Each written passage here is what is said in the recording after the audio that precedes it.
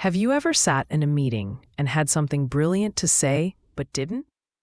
Not because you lacked the words, but because the noise around you was too loud, too fast, too overwhelming. Maybe you preferred to think it through. Maybe you just wanted more time.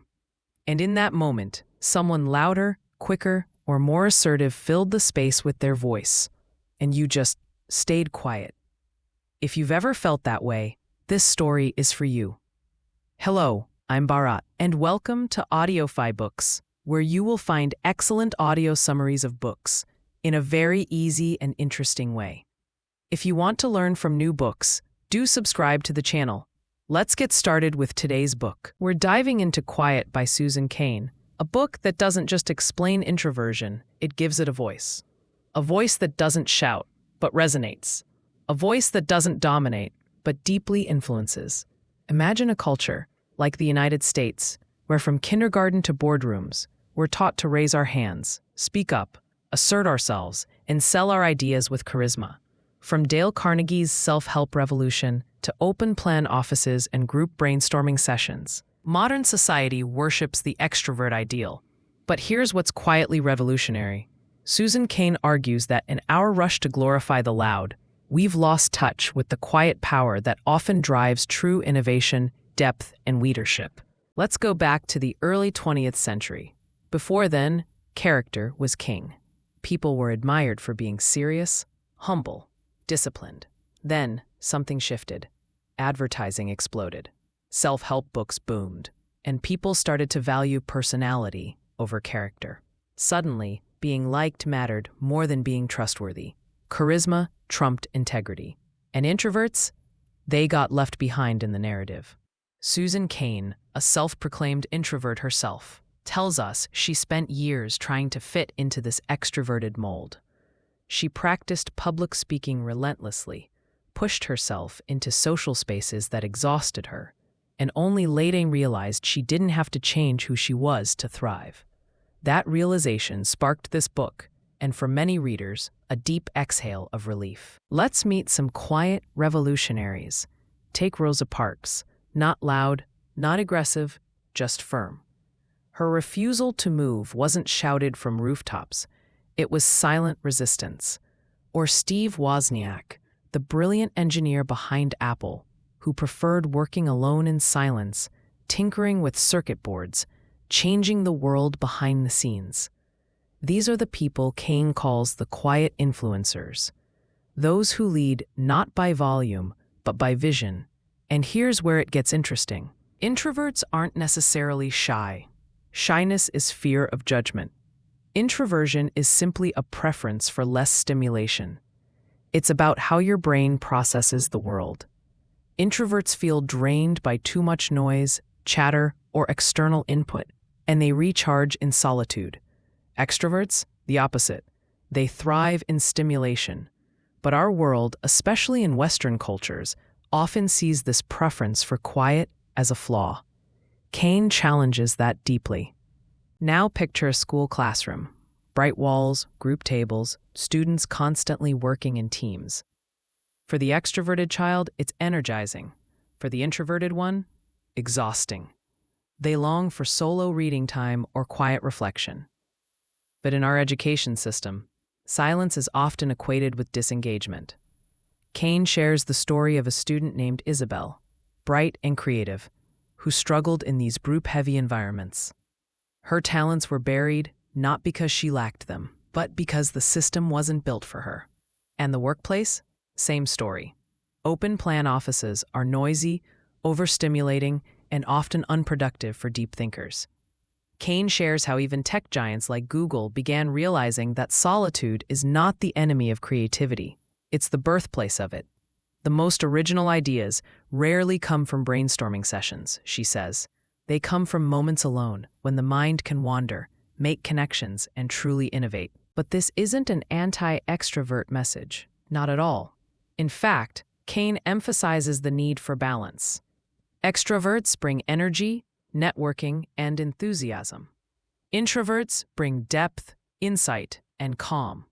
When leaders understand both styles, teams thrive. She gives the example of Tony Robbins' style leadership: high energy, high charisma. It works for some. But she also introduces us to a lesser-known leader, a soft-spoken, thoughtful manager who listens more than he speaks, and whose team performs just as well, if not better. Cain also dives into the biology of temperament. It turns out that introverts and extroverts are wired differently, literally.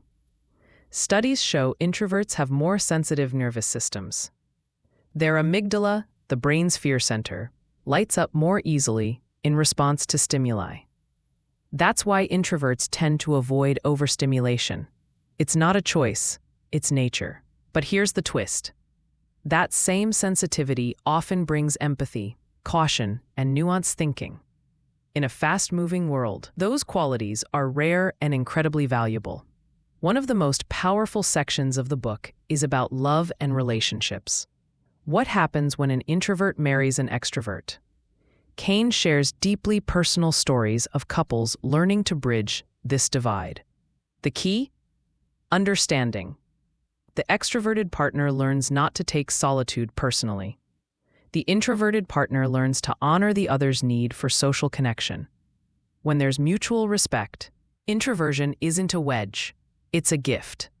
Cain even takes us to Harvard Business School, the breeding ground for tomorrow's corporate leaders. Here, participation points matter. You're expected to speak up, often. Students are judged as much for their vocal presence as for their ideas. But Cain noticed something interesting. Some of the brightest students were the quietest. They listened, observed, and spoke only when they had something meaningful to say. Their silence wasn't absence, it was presence of mind. She also spotlights cultural differences. In America, the ideal is bold, talkative, outgoing. But in countries like Japan or Finland, silence is golden. Humility is prized. Group harmony matters more than personal spotlight. This shows us that introversion isn't a flaw, it's just one style among many, celebrated in some cultures and misunderstood in others. Let's talk about parenting. If you're raising an introverted child, Cain's advice is gold. Don't push them to be louder. Don't force them into endless playdates or noisy birthday parties. Instead, gently expose them to new experiences while respecting their pace.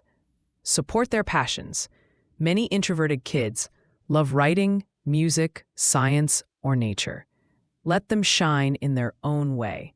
And if you're an introverted adult trying to navigate a loud world, Cain encourages self-awareness and boundary setting.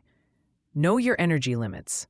If networking events drain you, attend fewer, but be fully present when you do. If you need solo time to recharge, schedule it like a meeting. Your well-being matters just as much as your productivity. One of the book's most powerful reminders is this: solitude matters. In a world where we're always connected, constantly scrolling, always on, Cain gently reminds us that our best thinking often happens when we disconnect. The greatest works of art, literature, and science weren't born in loud rooms. They were born in stillness. By the time you finish quiet, you don't just understand introverts better, you appreciate them. You see the quiet child in the back of the classroom, not as disengaged, but as deeply observant. You recognize the soft-spoken colleague, not as timid, but as deliberate. You realize that sometimes the people who say the least have the most to say. And maybe, just maybe, you see yourself differently too. You stop trying to be louder and start being more you. Because as Susan Cain so beautifully says, there's zero correlation between being the best talker and having the best ideas.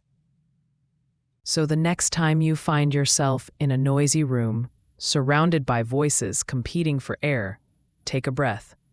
Remember the power of stillness, the strength of silence, the wisdom in waiting. Because sometimes the quietest voice in the room is the one that changes everything.